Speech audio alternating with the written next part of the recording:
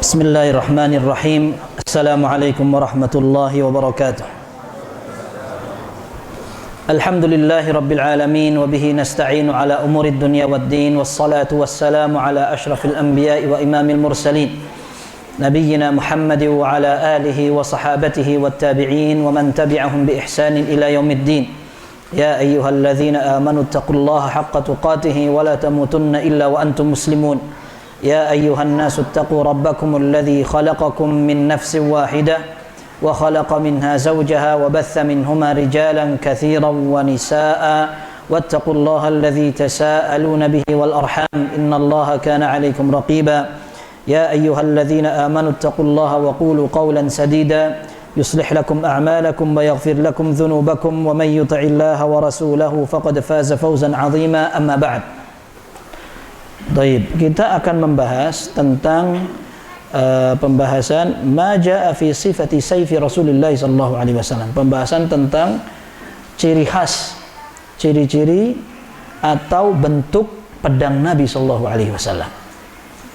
Dan tidak banyak hadisnya karena memang yang dibahas bukan dari bahannya atau sakti atau tidak, akan tetapi ada hadis yang membahas tentang ini.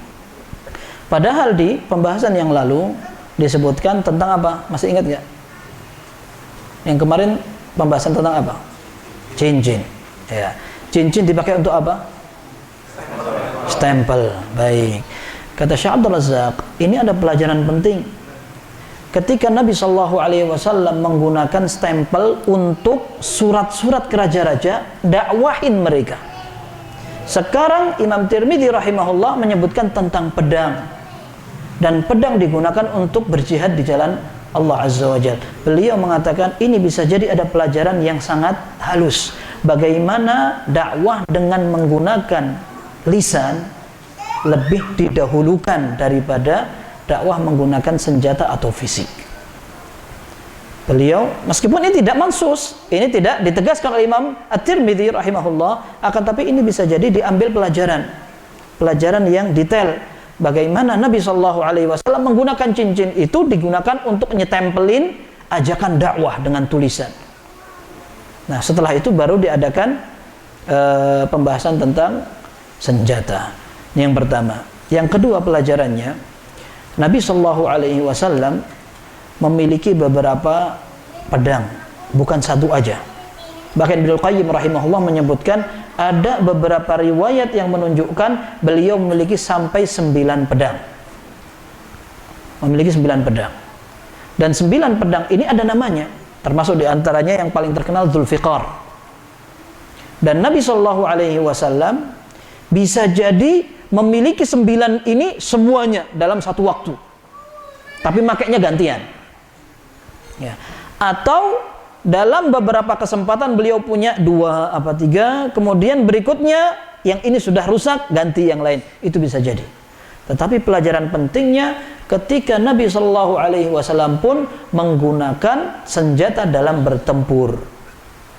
Seandainya beliau akan menggunakan mukjizat, sebagaimana sebagian orang ketika akan mengadakan apapun saja untuk menunjukkan atraksi kekuatan, maka dia katakan tidak mempan pukulan, sayatan, tusukan, apa segala macam, dan dia bisa terbang, bisa mengalahkan ini, tunjukkan kebolehan. Kalau Nabi SAW ingin seperti itu, bisa aja. Doanya lebih mujarab, teman malaikat beneran. Orang zaman sekarang kan ngakunya, oh saya nggak pakai dukun hitam, pakai dukun putih. Kalau dukun hitam itu sama setan, kalau dukun putih sama malaikat. Subhanallah, kurang kerjaan banget malaikat kerja sama dukun ini. Ya. Dan Nabi SAW jelas sama malaikat. Bahkan dalam beberapa riwayat disebutkan bahwa pertempuran, misalkan perang Badar, malaikat terjun itu membantu. Terjun. Sampai ada orang yang belum mengayunkan pedangnya sudah terputus dulu di kepala musuhnya ini.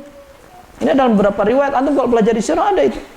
Ya. Kemudian orang-orang musyrikin yang ketakutan, mereka melihat ada orang-orang pasukan banyak sekali dengan menggunakan baju putih-putih. Ya. Ini semua betul-betul bantuan malaikat. Kalau Nabi SAW ingin seperti orang-orang yang di zaman sekarang, sakti, tinggal di sebelah, gini, ya, tahu-tahu semuanya hancur, mundur semua. Ya bisa aja sebenarnya, tapi Nabi SAW menggunakan senjata. Bahkan di setelahnya Nabi SAW memiliki dir'. Dir' itu artinya baju besi. Baju besi beliau ternyata juga ada sampai 7. Dan ini juga sama, bisa jadi beliau kumpulkan dalam waktu yang sama, atau bisa jadi beliau miliki kemudian beliau jual dan sebagainya.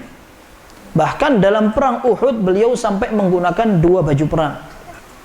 Beliau ini dilindungi malaikat juga, akan tetapi ternyata beliau tetap menggunakan baju besi. Kalau orang zaman sekarang ngapain, katanya ada wirid itu yang bikin dia kebal nggak kena sudah, bek kayak gini, dikelitik mati. Ya, artinya Nabi SAW mencontohkan bahwa orang yang paling bertawakal kepada Allah pun melakukan usaha, dan ini merupakan perintah Allah Azza wa Jalla. Baik. Kemudian yang berikutnya kita akan bahas mighfar. Mighfar ini artinya helm baja. Dan ini semakin menunjukkan pula bahwa Nabi Shallallahu Alaihi Wasallam pun memberikan atau memakai sebab untuk keselamatan. Yang pertama ada 5 hadis, tetapi hadis keempat dan kelima sama persis, cuman jalannya ada yang berbeda. Kemudian hadis yang kedua atau pembahasan yang kedua cuma 2 hadis, itu pun sama isinya. Kemudian yang berikutnya mighfar juga sama, hanya 2 hadis. Nanti kalau seandainya waktunya masih, kita pakai ada hadis tentang imamah. Imamah Nabi Shallallahu Alaihi Wasallam, karena masih ada keterkaitan dengan mighfar. Mighfar itu topi baja. Nabi Shallallahu Alaihi Wasallam menggunakan topi baja ketika masuk Mekah, tapi dalam riwayat lain Nabi Shallallahu Alaihi Wasallam menggunakan imamatus sauda, sorban yang warna hitam. Sebagian orang mengatakan lebih nyunnah kalau pakai sorban warna hitam, sampai kita bingung ini wali atau dukun. Ya, karena yang dukun gak mau kalah, yang wali juga maunya pakai yang seperti itu. Kita akan bahas ternyata sorban itu adalah kebiasaan, bukan sebuah sunnah. Baik, ikhwah sekalian, hadis yang pertama, qala haddatsana Muhammad ibnu Bashar qala haddatsana Wahb ibnu Jarir qala haddatsana abi. Beliau katakan, kata Wahb ibnu Jarir, aku diberitahu oleh ayahku. Dan ini Masya Allah, Anda pernah sampaikan kepada antum, ada beberapa ulama mereka menjadi ahli hadis dan anaknya menjadi ahli hadis, sehingga anaknya meriwayatkan hadis dari bapaknya. Itu banyak sekali. Ini di sini disebutkan Wahb bin Jarir an abihi, maksudnya dari Jarir bin Hazim. Dan banyak juga hadis seperti Sa'id ibnu Abi Sa'id al-Maqburi, dia yang riwayatkan dari bapaknya. Kemudian bahkan ada yang riwayatkan dari bapaknya dan dari kakeknya. An Amr bin Shu'aib an abihi an jaddihi. Amr bin Shu'aib meriwayatkan dari bapaknya, bapaknya meriwayatkan dari kakeknya. Kemudian ada lagi Bahz bin Hakim an abihi an jaddihi. Bahz meriwayatkan dari bapaknya, bapaknya dari mbahnya. Luar biasa, satu rumah ngerti hadis semua. Kalau kita sekarang satu rumah mau ngaji sunnah semua, alhamdulillah. Ya, alhamdulillah banget itu sudah. Kalau seandainya dalam satu rumah bisa 3 orang hafal Quran semua, luar biasa itu. Karena ini mahal di zaman sekarang. Ya, apalagi bisa hafal hadis semua, bisa ngerti agama semua, luar biasa. Dan itu bisa diusahakan, tergantung bagaimana kita mengarahkan. Hanya qallatul himam. Ya. Jadi keinginan keras kita ini sudah banyak melemah. Kalau dulu para ulama, mereka rela untuk hidup apa adanya, tapi orientasi hidup mereka agama. Tapi ketika orang sudah banyak mencari dunia, akhirnya agama ditinggal sedikit demi sedikit. Ini disebutkan dalam pelajaran madhab Hanbali. Madhab Hanbali menjadi madhab yang paling sedikit pengikutnya, karena para ulama yang menjadi pembesar madhab ini orang-orang zuhud, rata-rata orang-orang miskin, bukan pejabat. Jarang sekali yang menjadi qadhi, jarang yang dekat dengan pembesar khilafah, jarang sekali. Kalau Imam Malik terhormat, Abu Hanifah muridnya aja qadhi, Imam Abu Hanifah juga qadhi, Imam Syafi'i dekat Ahlul Bait lagi, murid-muridnya banyak yang dihormati oleh keluarga kerajaan. Bahkan Imam Malik rahimahullah, kitab Muwatta'nya mau dijadikan undang-undang resmi oleh pemerintah waktu itu Khilafah Abbasiyah. Tapi Imam Ahmad enggak, musuhan dengan 3 dinasti, siksa 3 periode. Bukan 3 periode lagi nih, 3 dinasti. Ya, kemudian setelah itu ada khalifah pengganti yang keempat, dia merupakan orang yang kenal sunnah, diistimewakan, dimuliakan Imam Ahmad. Tapi Imam Ahmad gak mau. Kemudian, wah anak sekarang akan manfaatkan dekat dengan penguasa. Enggak juga. Bahkan beliau sempat memboikot anaknya yang menerima hadiah dari para penguasa. Ya, dan banyak murid-muridnya seperti gurunya ini. Sehingga mereka menjadi orang-orang yang zuhud, tidak terkenal. Ditambah lagi, orang-orang awam yang mempelajari ini, waduh jadi miskin, gak mau mereka. Gak mau, akhirnya mereka lebih sibuk untuk cari dunia. Nah, akhirnya ketertarikan untuk belajar agama semakin menurun. Dan ikhwah sekalian, ini pelajaran sedikit bagaimana kalau seandainya dalam satu rumah tangga bisa ada orang yang kenal hadis semua, ini istimewa sekali. Nah, ini Jarir bin Hazim adalah seorang yang terpercaya. Orang terpercaya. Hanya saja di dalam ilmu hadis ada sebagian orang dia kuat hafalan, terpercaya agamanya. Tetapi kalau meriwayatkan dari guru tertentu, ngeblank dia. Kok bisa? Wallah alam, mungkin dia meriwayatkannya belakangan setelah tua. Mungkin. Atau karena meriwayatkannya di luar negeri. Sehingga riwayat yang dari guru itu secara khusus, riwayatnya nggak bisa kuat. Ini juga ada beberapa. Orangnya dipercaya sekali, thiqah. Hanya saja kalau meriwayatkan dari ini parah riwayatnya. Nah, seperti ini banyak. Ini termasuk yang kita bahas. Jarir bin Hazim, dia seorang terpercaya, tapi kalau meriwayatkan dari gurunya Qatadah, maka riwayatnya lemah. Nah, ini di sini termasuk. Dia katakan an Qatadah an Anas. Dari gurunya Qatadah dari Anas, dalam hadis dikatakan kanat qabi'atu sayfi Rasulillah sallallahu alaihi wasallam min fiddah. Qabi'ah pedang Nabi sallallahu alaihi wasallam dari perak. Nah, qabi'ah itu artinya ujung. Kalau ada pedang, kemudian ada pegangannya. Nah, di bagian belakangnya ini ada kelebihan gini. Kadang dikasih pita, dikasih tali, dikasih apa. Nah, ini dalam riwayat ini qabi'ah itu yang ujungnya ini, di bawahnya pegangan ini. Nah, disebutkan di sini bahwa ujung pedang Nabi Shallallahu Alaihi Wasallam terbuat dari perak. Dalam hadis ini menunjukkan bahwa mencampur alat atau senjata kalau mau dipakein dengan perak boleh. Hanya kita tadi sebutkan bahwa hadis ini ada kelemahannya. Hadis ini ada kelemahannya. Bahkan bukan hanya itu, ada riwayat dalam Sahih Bukhari yang sudah pasti sahih menyebutkan malah enggak seperti itu ciri-ciri pedangnya kaum muslimin. Dalam Sahih Bukhari dari sahabat Abu Umamah radhiyallahu anhu, beliau katakan laqad fatahal futuha qaumun, ada banyak kaum muslimin sudah berhasil menaklukkan negeri-negeri yang lain yang banyak. Kanat hilyatu suyufihim ma kanat hilyatu suyufihim adz-dzahab wal fiddah. Ujung pedang mereka tidak ada yang terbuat dari emas atau perak. Wa innama kanat hilyatuhum al-alabiyyah wal anuka wal hadid. Tapi ujung pedang mereka hanya terbuat dari barang yang keras atau hanya dari besi. Tidak ada yang terbuat dari emas atau perak. Ima besi atau barang yang keras atau tembaga atau tanah. Mereka biasa pakai itu untuk menjadi ujung pedangnya. Ini menunjukkan dalam bahwa para kaum muslimin mereka tidak terbiasa menggunakan itu. Kalau riwayat yang kita bahas barusan bahwa ujung pedang Nabi Shallallahu Alaihi Wasallam ada peraknya, maka para sahabat akan ikut-ikutan. Karena mereka cincin aja yang oleh Nabi SAW dipakai untuk nyetempel, ternyata mereka ikuti.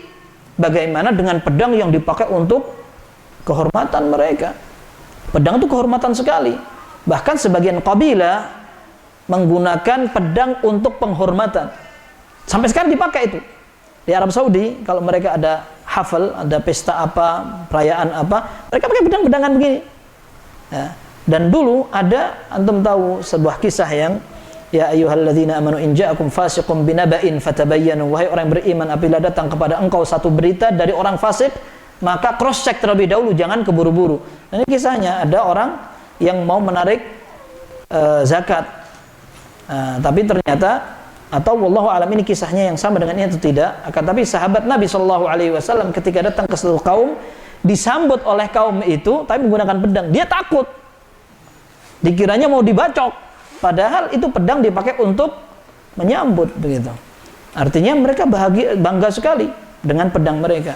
Kalau seandainya Nabi Shallallahu Alaihi Wasallam menggunakan emas atau perak pada ujung pedangnya, maka para sahabat bakal mengikuti. Tapi ternyata kok tidak. Ini menunjukkan hadis yang tadi memang tidak benar. Hadis yang kedua, haddatsana Muhammad bin Bashar qala haddatsana Muadz bin Hisham al-Anbari qala haddatsana Abi. Ini juga sama. Muadz ibnu Hisham al-Anbari, dia meriwayatkan dari ayahnya. Aku diberitahu hadis ini oleh ayahku. Dan kata-kata aku diberitahu oleh ayahku ini bukan dia mendengar dari ayahnya pas ngobrol seperti dinasehati, enggak. Rata-rata kata-kata haddatsana itu adalah dari majelis hadis. Berarti anaknya mempelajari hadis itu dari ayahnya di majelis. Ada kata-kata orang Arab mengatakan, meskipun ini tidak dipahami secara umum, mereka mengatakan azhadun nasi bi ilmi rajuli ahluhu wa jiranuhu. Orang yang paling tidak butuh kepada ilmu seseorang adalah keluarga dan tetangga. Orang mungkin bisa viral, punya murid banyak, tetapi di antara murid-murid itu ternyata tidak ada dari keluarga dan tetangganya, tapi justru dari orang lain. Apalagi kalau ada orang pengen cari sensasi, kajian yang penting orang dari luar, ya, ilmunya belakangan, yang penting kita ada perubahan, yang kita datangkan penceramah dari luar, tidak diperhatikan materi, maka manfaatnya lebih sedikit. Padahal orang paling dekat dan keluarga menjadi orang paling berhak untuk mendapatkan ilmu, ya kan? Meskipun kita katakan tadi ini tidak semua. Tidak semua. Para ulama banyak yang belajar dari ayahnya, tapi itu sedikit. Ya. Taib. Ini kita katakan Muadz bin Hisham al-Anbari, dia belajar dari ayahnya. Hanya kalau yang ini, Muadz ini tidak sampai kepada derajat terpercaya, sedangkan ayahnya terpercaya sekali. Ini juga ada kayak begini. Beberapa riwayat seperti Sufyan ats-Tsauri. Anaknya Sufyan ats-Tsauri, dia tidak sampai thiqah. Tidak seperti Sufyan ats-Tsauri sampai dikatakan Amirul Mukminin fil hadis. Betul-betul orang yang pendekar dalam hadis sudah. Anaknya nggak sampai seperti itu. Contoh yang lain adalah Saleh ibn Suhail kalau tidak salah. Ayahnya ini Abu Saleh kalau tidak salah, Abu Saleh As-Samman. Abu Saleh As-Samman. Nah, anaknya namanya Suhail kalau tidak salah. Nggak sampai terpercaya seperti bapaknya. Dan ini banyak dalam riwayat hadis. Ternyata anaknya tidak lebih hebat dari bapaknya. Ada sebaliknya. Anaknya lebih hebat, ayahnya enggak. Bahkan ayahnya menjadi orang yang dilemahkan dalam hadis. Ada kakak adik seperti Abdullah bin Umar Al-Umari dengan Ubaidullah ibn Umar Al-Umari. Abdullah ibn Umar Al-Umari ahli hadis tapi lemah. Ubaidullah ibn Umar Al-Umari kakaknya, dia thiqah, terpercaya orangnya. Ini keluarga hadis semua, masya Allah. Mudah-mudahan kita bisa meneladani mereka. Nah, di sini disebutkan an Qatadata an Sa'id bin Abil Hasan, dari riwayat Sa'id ibn Abil Hasan. Sa'id bin Abil Hasan ini adalah saudaranya Al-Hasan Al-Basri. Al-Hasan ibn Abil Hasan Al-Basri. Di sini Sa'id ibn Abil Hasan Al-Basri, saudaraan. Mereka dua-duanya adalah seorang tabi'in. Nah, ini Sa'id bin Abil Hasan mengatakan kanat qabi'atu sayfi Rasulillah sallallahu alaihi wasallam min fiddah. Seperti riwayat pertama. Ujung pedang Nabi sallallahu alaihi wasallam bagian pegangannya terbuat dari perak. Diceritakan oleh Sa'id bin Abil Hasan. Sa'id bin Abil Hasan seorang tabi'in. Hadis ini lemah karena apa kira-kira? Kira-kira kenapa? Sa'id ibn Abil Hasan seorang tabi'in menceritakan kejadian di zaman Nabi SAW. Nyambung apa enggak sanadnya? Enggak nyambung. Harusnya orang tabi'in enggak ketemu kan dengan Nabi SAW. Kalau ketemu dengan Nabi SAW berarti sahabi. Dia seorang sahabat Nabi SAW. Karena dia seorang tabi'in, kok meriwayatkan cerita yang tidak ketemu, itu namanya hadisnya mursal, terputus sanadnya. Dalam ilmu hadis seperti ini tegas sekali. Dalam agama kita yang seperti ini dibahas, dan sanad menjadi ciri khas umat Muhammad sallallahu alaihi wasallam. Kita pernah sampaikan dulu bahwa Abu Hatim Ar-Razi rahimahullah mengatakan tidak pernah ada dalam sejarah umat para nabi yang bisa menjaga petuah nabinya seperti zaman sekarang umat Muhammad sallallahu alaihi wasallam. Bukan Al-Quran, bukan Taurat, bukan Injil, itu dari Allah Azza wa Jalla. Itu pun Taurat dan Injil diobok-obok sama umatnya, sama umatnya Nabi yang dikasih Taurat dan Injil. Al-Quran dijaga oleh Allah Azza wa Jalla, dihafalkan, nggak bisa ditambah-tambahin, kurangi, nggak bisa.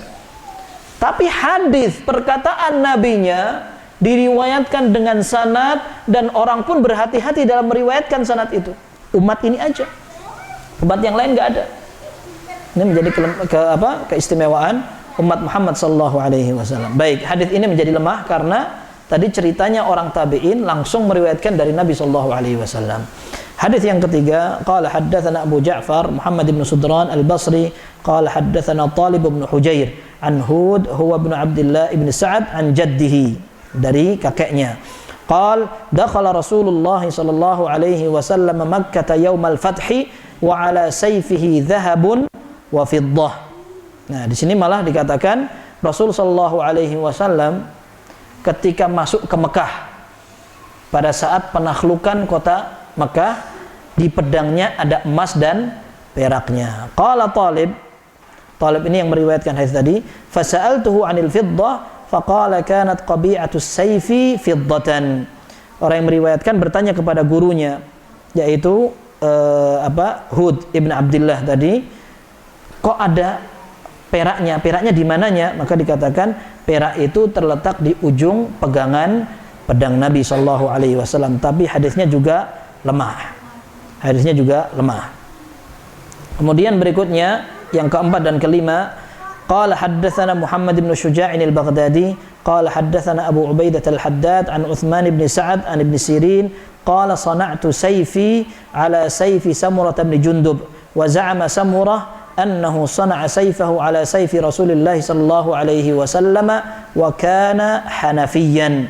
Hadis kelima, qala haddatsana Uqbah bin Mukram al-Basri qala haddatsana Muhammad bin Bakar an Uthman bin Sa'ad bihadzal isnadi nahwahu. Riwayatnya saja berbeda tapi intinya sama. Dikatakan bahwa Ibnu Sirin rahimahullah mengatakan, aku membuat pedang tak samakan dengan pedangnya sahabat Samurah ibnu Jundub, tak ngeblat pedangnya biar sama ya dengan pedangnya sahabat Nabi SAW. Karena Samurah ibnu Jundub mengatakan, pedangku ini aku bikin ngeblat pedangnya Rasulullah SAW. Wa kana Hanafiyan, pedangnya Nabi SAW adalah Hanafiyan, madhab Abu Hanifah, pedangnya bermadhab. Bukan, akan tapi Hanafiyan di sini adalah imma, ini dinisbatkan kepada Bani Hanifah. Bani Hanifah di zaman sahabat Nabi SAW sudah ada, dan mereka juga memiliki keahlian untuk membuat pedang, sampai pedangnya dinisbahkan kepada kabilah itu.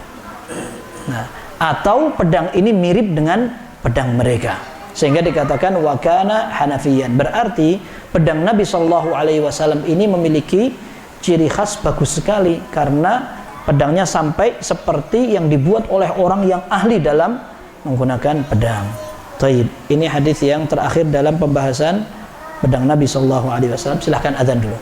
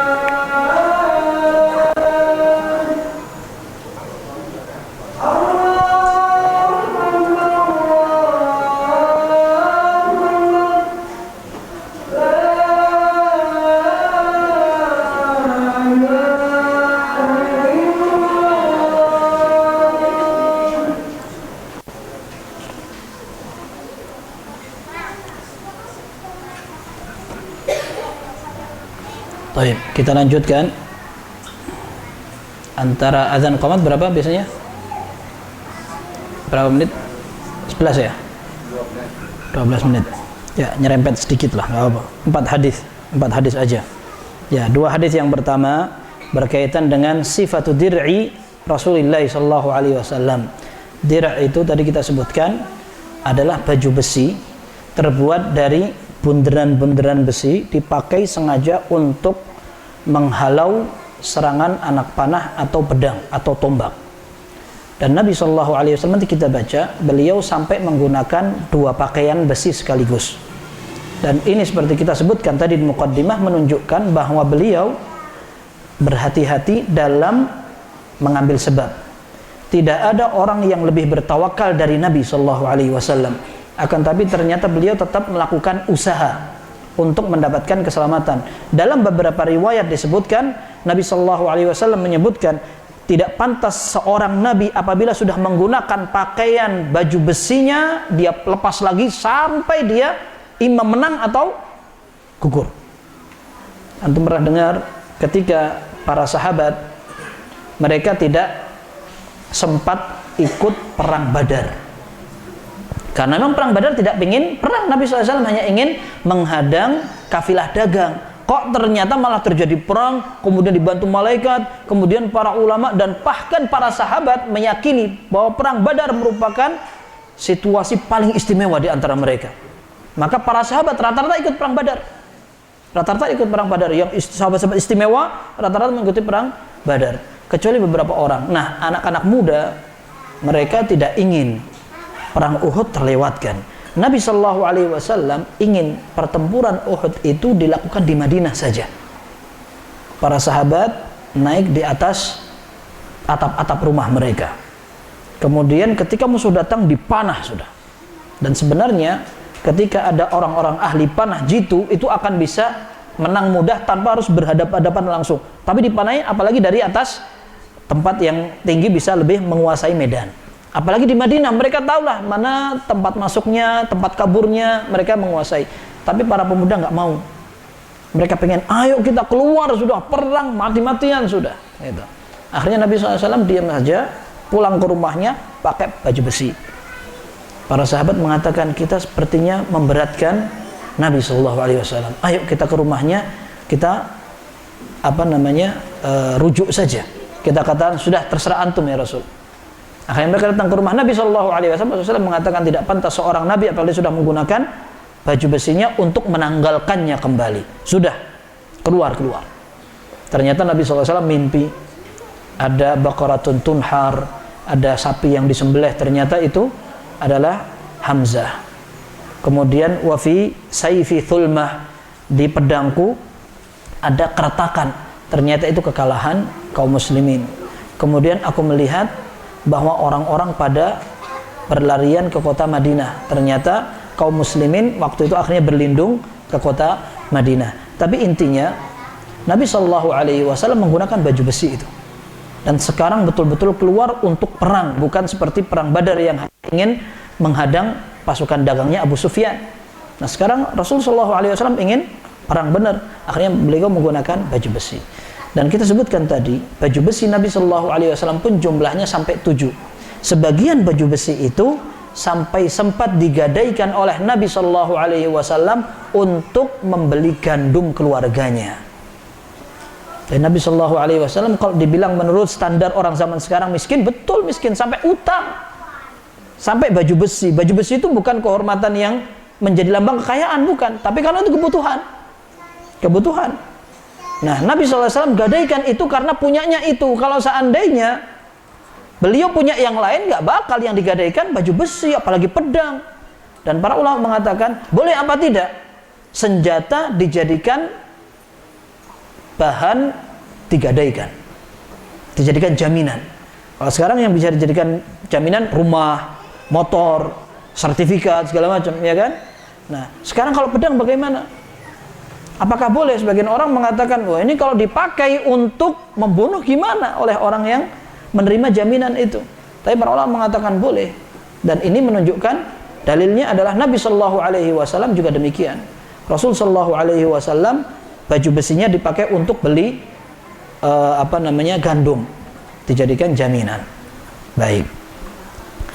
Hadis yang pertama adalah haddatsana Abu Sa'id Abdullah bin Sa'id Al-Ashaj qala haddatsani Yunus bin Bukair an Muhammad bin Ishaq an Yahya bin Abbad bin Abdullah bin Zubair an abihi an jaddihi Abdullah bin Zubair an Zubair bin Al-Awwam radhiyallahu anhu qala kana 'ala an-nabiy sallallahu alaihi wasallam yawm Uhud dir'an fanahada ila as-sakhrati falam yastati' fa'aq'ada Talhata tahtahu wa sa'ida an-nabiy sallallahu alaihi wasallam hatta istawa 'ala as-sakhrah. Qala sami'tu an-nabiy sallallahu alaihi wasallam yaqul aujaba Talhah. Ya, hadis ini adalah hadis yang ada sedikit kelemahannya, tapi dikuatkan dengan hadis yang lain. Di antaranya hadis yang kedua. Dalam hadis ini Az-Zubair bin Al-Awwam radhiyallahu anhu cerita, Rasul sallallahu alaihi wasallam pada saat pertempuran Uhud, beliau menggunakan dua baju besi. Dan dua baju besi ini wallahu a'lam bisa jadi sebagian dipakai di atas, sebagian taruh di bawah. Atau kata Syekh Abdul Razak mungkin dipakai dulu, kemudian yang satu dirangkep sehingga semakin kuat. Kemudian Rasul sallallahu alaihi wasallam ingin naik ke atas batu, tapi ternyata beliau tidak bisa. Imma karena batunya ketinggian, atau karena beliau keberatan baju besinya. Nah, maka aq'ada Talhata tahtahu. Akhirnya beliau minta kepada Talhah ibnu Ubaidillah, tolong kamu duduk di sini. Akhirnya beliau duduk di situ menjadi tangga Rasul sallallahu alaihi wasallam. Akhirnya Nabi SAW naik ke punggungnya. Kemudian beliau naik ke atas batu itu, dan para ulama mengatakan, kenapa Nabi SAW harus naik ke atas batu? Beliau mengatakan ingin menunjukkan kepada kaum muslimin bahwa aku masih hidup. Karena di perang Uhud, ketika kaum muslimin betul-betul terjepit, digembor-gemborkan, Nabi SAW terbunuh. Sehingga nafsiyah atau mental mereka hancur.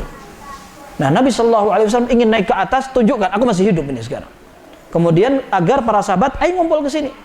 Anda masih hidup di sini. Ayo silakan ngumpul di sini. Begitu. Nah, Nabi SAW akhirnya berhasil naik ke atas setelah dipancii oleh Talhah ibn Ubaidillah radhiyallahu anhu. Maka Nabi SAW mengatakan, aujaba Talhah. Talhah pasti akan dapat. Apa itu? Para ulama mengatakan artinya adalah dia akan masuk surga. Kemudian dalam hadis berikutnya, qala haddatsana Muhammad ibn Abi Umar qala haddatsana Sufyan ibn Uyainah an Yazid bin Khusaifah an Sa'ib ibn Yazid. Ini seorang sahabat Nabi sallallahu alaihi wasallam namanya Sa'ib ibn Yazid radhiyallahu anhu. Beliau cerita anna Rasulullah sallallahu alaihi wasallam kana alaihi yauma Uhudin dir'an qad dhahara bainahuma. Pada perang Uhud Rasulullah SAW menggunakan dua pakaian baju besi, dan beliau sampai menggunakannya di depan orang-orang. Nah, hadis ini diriwayatkan oleh sahabat junior namanya As-Sa'ib ibnu Yazid. Disebutkan pada biografi beliau ketika Haji Wada'. Haji Wada' itu tahun keberapa? Tahun keberapa Haji Wada'? Hah? Haji Wada' kejadian tahun ke-10. Bulan apa Haji Wada' itu? Ya Dzulhijjah, pasti Dzulhijjah. Nggak mungkin Nabi SAW mau haji selain bulan Dzulhijjah. Tapi maksudnya di pelajaran ini, Haji Wada' itu adalah haji terakhir. Setelah itu Rasulullah SAW sakit pulangnya. Bulan Dzulhijjah tahun ke-10. Pulang bulan Muharram sakit. Bulan Safar tambah sakit. Bulan Rabiul Awal beliau sudah sakit parah kemudian meninggal. Berarti itu menjadi pengalaman terakhir beliau hidup bersama para sahabatnya. Beliau menjadi orang pertama yang wukuf di Arafah. Taib. Nabi SAW sebelumnya puasa apa enggak? Puasa tanggal 9 Dzulhijjah puasa apa enggak? Puasa. Banyak hadis yang mengatakan kana Rasulullah SAW yasumu tis'a Dzulhijjah wa yawma Asyura wa thalathata ayyamin min kulli syahr. Rasulullah SAW puasa 9 hari bulan Dzulhijjah. Rasulullah SAW puasa hari Asyura, dan Nabi SAW puasa 3 hari setiap bulan. Nah, hadis ini diriwayat Abi Dawud dan disahihkan oleh Syekh Albani. Baik. Nabi SAW puasanya berarti sebelum haji. Dan belum ada wukuf di Arafah sebelumnya.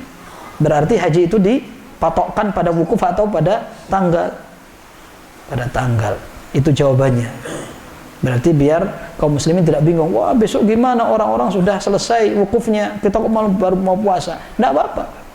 Karena memang di negara kita ru'yatul hilalnya tidak bisa terlaksana, akhirnya digenapkan. Kemudian kita pakai hisab sendiri, bukan hisab, penggenapan, dan kita memiliki ru'yah sendiri. Tidak ada masalah seperti itu. Dan Nabi SAW sendiri, beliau wukufnya pada belakangan, padahal puasanya sudah beberapa kali sebelumnya. Berarti memang tidak disandarkan pada wukuf. Puasa kita itu tidak disandarkan pada wukuf. Kemudian sebenarnya Anda ingin ceritakan di sini bahwa Sa'ib bin Yazid ketika haji wada, beliau umurnya 7 tahun. Haji wada itu As-Sa'ib bin Yazid radhiyallahu anhu yang menceritakan kisah ini umurnya baru 7 tahun. Berarti ketika perang Uhud umurnya berapa?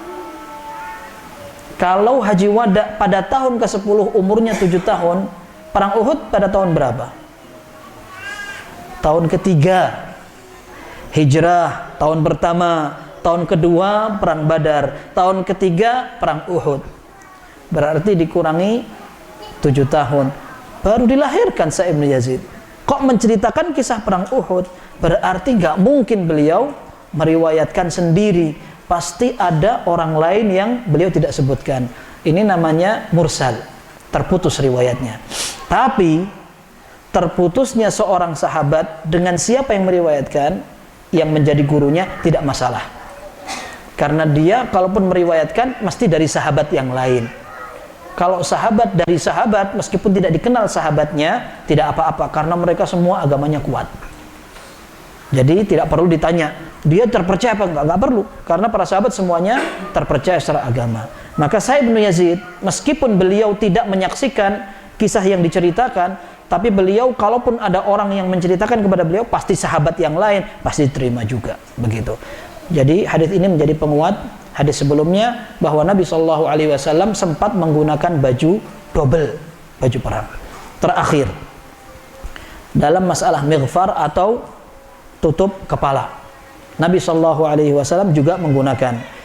Ada 2 hadis aja. Hadis yang pertama, qala haddatsana Qutaibah bin Sa'id qala haddatsana Malik bin Anas an Ibnu Syihab an Anas bin Malik radhiyallahu anhu. Hadis ini muttafaqun alaih. Diriwayatkan oleh Bukhari dan Muslim, maka semua yang meriwayatkan adalah ahli hadis yang terpercaya. Anna Nabiy sallallahu alaihi wasallam dakhala Makkah wa alaihi mighfar. Rasulullah sallallahu alaihi wasallam ketika masuk ke kota Mekah, beliau sedang menggunakan helm baja. Antum pernah belajar atau pernah mendengar tata cara manasik haji? Pernah dengar? Boleh apa enggak seorang yang sedang ihram menggunakan kopiah? Tidak boleh, ya kan?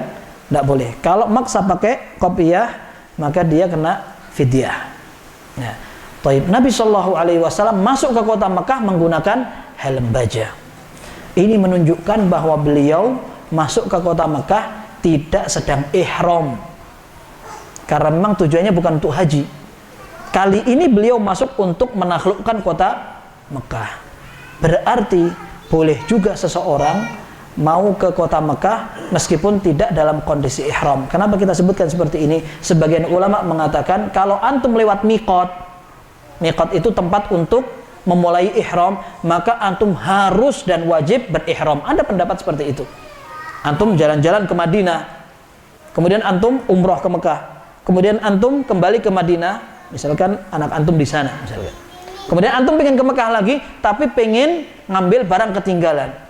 Menurut sebagian ulama, antum kan lewati Bir Ali, maka antum wajib berihram. Nah, tapi menurut ulama yang lain, dan ini adalah pendapat yang rajih, tidak wajib kalau tujuannya bukan untuk berumrah atau berhaji. Boleh saja dokter mau ngerawat pasien di sana, atau mau kerja, atau mengunjungi, atau mau karena keperluan, boleh dia tidak berihram. Nabi SAW masuk ke Mekah untuk perang tidak pakai ihram. Di antara buktinya beliau menggunakan helm. Faqila lahu hadha ibnu khatalin muta'alliqun bi astaril Ka'bah faqala uqtuluh. Ketika beliau masuk dengan menggunakan helm, beliau dilaporin, nih ada Ibnu Khatal. Ibnu Khatal ini orang kafir. Dia tahu bahwa di tanah haram tidak boleh ada pertumpahan darah. Dan orang Quraisy, mereka tidak akan melanggar itu. Mereka mengagungkan tanah haram. Tidak mau mereka menumpahkan darah, perang di situ juga nggak mau. Maka ini Ibnu Khatal, dia meyakini itu tidak bakal Muhammad membunuh aku kalau aku masuk ke daerah Ka'bah. Akhirnya beliau atau dia gantung-gantung di talinya Ka'bah. Tapi Nabi SAW kemudian mengatakan, bunuh saja, nggak apa-apa, karena orang ini lebih bejat. Nah, jadi orang ini ceritanya dia masuk Islam. Setelah masuk Islam, dia punya pembantu orang yang Islam, membantu keperluan dia. Setelah itu dia murtad. Setelah murtad, pembantunya dibunuh. Setelah itu dia mencela Nabi SAW. Bukan hanya itu, dia sewa seorang penyanyi perempuan. Dan kebiasaan orang Arab, mereka merasa aib dan malu sekali kalau mereka nyanyi. Yang biasa nyanyi itu adalah budak perempuan. Ini kebiasaan disampaikan oleh para ulama, bahwa kebiasaan orang Arab dulu yang bernyanyi itu bukan orang-orang seperti kita. Malu kita. Kalau kita orang terhormat begini nyanyi, malu. Yang biasa nyanyi itu adalah budak-budak perempuan. Budak laki pun nggak diminta untuk nyanyi, nggak. Kalau budak perempuan ini yang disuruh untuk nyanyi. Nah, ini Ibnu Khatal ini nyewa budak perempuan untuk mencela Nabi SAW dalam syairnya. Akhirnya Nabi SAW katakan, ini orang sudah kelewatan, nanti kalau kita ke Mekah kita bunuh. Ada beberapa orang yang memang Nabi SAW katakan ini harus dibunuh. Di mana saja ketemu dibunuh. Karena memang sudah menyiksa kaum muslimin segala macam. Nah, termasuk Ibnu Khatal, dia ketika tahu Nabi SAW menyerang Mekah, dia ini berlindung di Ka'bah. Kata Nabi SAW, mau berlindung di Ka'bah juga bunuh. Akhirnya dibunuh di situ. Kemudian hadis yang terakhir, hadis yang kedua, ini juga diriwayatkan oleh Imam Malik. Qala haddatsana Isa ibnu Ahmad qala haddatsana Abdullah ibn Wahab qala haddatsani Malik ibn Anas an Ibn Syihab an Anas bin Malik anna Rasulullah sallallahu alaihi wasallam dakhala Makkah 'amal fathi wa 'ala ra'sihi al-mighfar. Rasulullah SAW masuk ke kota Mekah dengan menggunakan helm dari baja, dari besi. Qala falamma naza'ahu ja'ahu rajulun faqala lahu Ibnu Khatal muta'alliqun bi astaril Ka'bah faqala uqtuluh. Nah, ini juga sama ceritanya. Ketika Rasulullah SAW sudah melepas helmnya, Rasulullah setelah melepas helmnya, dilaporin oleh orang, itu ada Ibnu Khatal, dia berlindung di astaril Ka'bah, tali-talinya Ka'bah. Kata Nabi SAW, bunuh aja nggak apa-apa. Qala Ibnu Syihab wa balaghani anna Rasulullah sallallahu alaihi wasallam lam yakun yawma idzin muhriman. Periwayat ini, yaitu gurunya Imam Malik, mengatakan kami mendengar bahwa Rasulullah sallallahu alaihi wasallam pada saat itu tidak dalam kondisi ihram. Nah, ini menunjukkan bahwa ketika ada orang datang main-main ke Mekah, kalau dia hanya ingin mengunjungi, berobat, atau ada sebuah keperluan, tidak apa-apa, tidak harus menggunakan pakaian ihram. Wallahu a'lam bissawab. Ini yang dapat kita sampaikan, mudah-mudahan bermanfaat, dan kurang lebihnya mohon maaf. Sallallahu wasallam wa barak ala abdihi wa rasulihi Muhammad wa ala alihi wa sahbihi ajma'in. Alhamdulillah.